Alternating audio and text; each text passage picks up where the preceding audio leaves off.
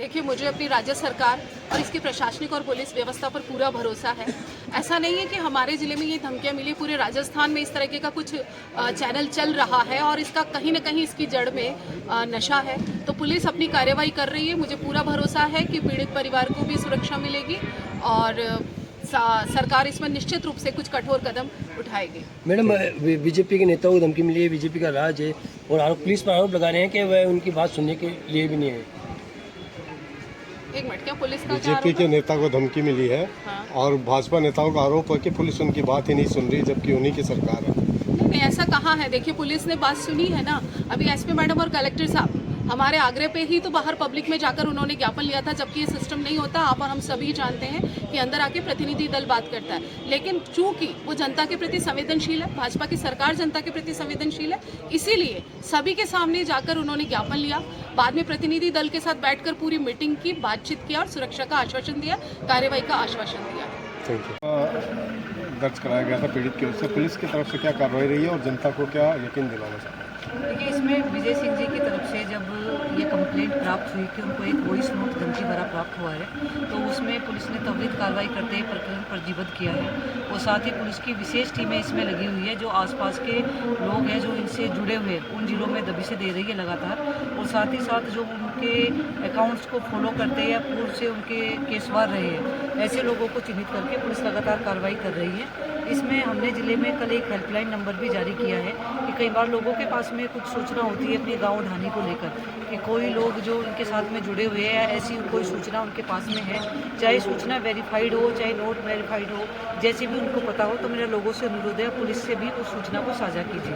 क्योंकि ये विदेश में बैठे हैं, तो क्या राज्य सरकार या इंडियन गवर्नमेंट से कहे कि इंटरपोल के जरिए से भी कुछ कार्रवाई कराई जाए? देखिए, बिल्कुल इसमें जो मुख्य अपराधी है जो वॉइस नोट भेजते हैं, जैसा आप सभी को पता है, सभी लोग देश के बाहर है, इसमें राज्य सरकार भी बहुत संवेदनशील है और साथ ही पुलिस मुख्यालय स्तर पर इसमें काफ़ी त्वरित प्रयास कर रहे हैं कि सेंट्रल गवर्नमेंट से कोऑर्डिनेट करके इनको शीघ्र ही भारत लेके आया जा सके। नशे को लेकर चिंता व्यक्त की है मैडम?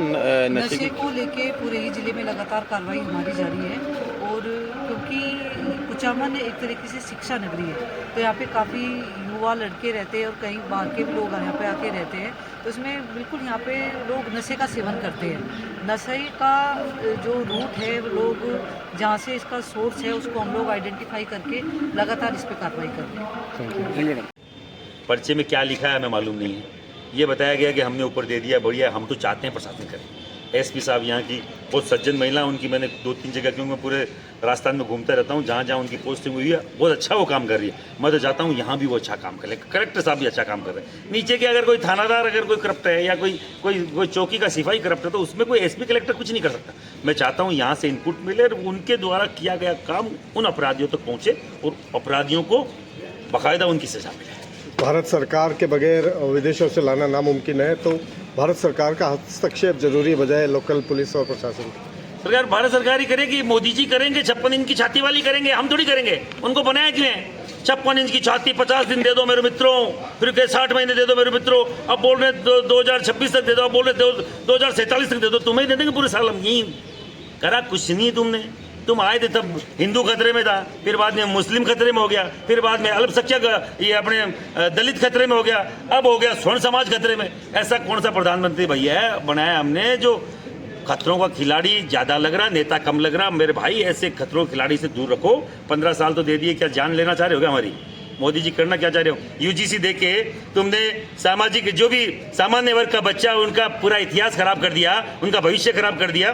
पहले दिन अपराधी घोषित कर दिया, हायर एजुकेशन में जाएगा कोई बनिया का बच्चा, कोई ब्राह्मण का बच्चा, कोई वैश्य का बच्चा, कोई राजपूत का बच्चा, और तुमने लिख दिया उसमें कि ये यही शोषण करते हैं। तुमने तय कर दिया शोषण करता यही है, अपराधी घोषित कर दिया पहले दिन। ऐसा कौन सा कानून है भैया? ऐसे काले कानून को बाकायदा जला दिया जाएगा, फाड़ दिया जाएगा। अगर इन्होंने अभी बोला है कि सुप्रीम कोर्ट ने स्टे दिया है, सुप्रीम कोर्ट का तो स्टे सुप्रीम कोर्ट ने तो पहले भी तुम्हारे SC ST कानून में भी दिया था 2018 में कि भैया इसमें कुछ देखो, रिव्यू करो इस पर। और रिव्यू क्या किया कि पहले जेल फिर जांच, पहले जेल और फिर जांच। ये देश देखिए आप साहब, भारत किस देश में रह रहे हैं? जिस देश में महिलाओं के बलात्कार के लिए तो बाकायदा 3 फिंगर मेडिकल टेस्ट मांगा जाता है और SC ST के ऊपर बिना आपके कोई सबूत के छेड़ डाल दिया जाता है। इस तरीके के संविधान में हम जी रहे हैं। और यूजीसी पे किसी को गलतफहमी हो, यूजीसी काला कानून बन गया है 13 जनवरी 2026 को। कई सारे लोगों को मालूम ही नहीं है कि साहब काला कानून लाने वाले नहीं, बन चुका है और लागू हो गया है, संविधान में अंकित हो गया है। वो संविधान में तभी हटेगा तब संसद से हटाया जाएगा। हमारे जो कंडम सांसद भेजे हुए हैं, जो बिना बुद्धि के लोग हैं, उनकी बुद्धि सही नहीं होगी तब तक ये सही नहीं होगा, और वो बुद्धि सही करने का काम करनी सेना करेगी और बाकायदा सामाजिक कार्यकर्ता जो सामान्य वर्ग का व्यक्ति है वो करेगा।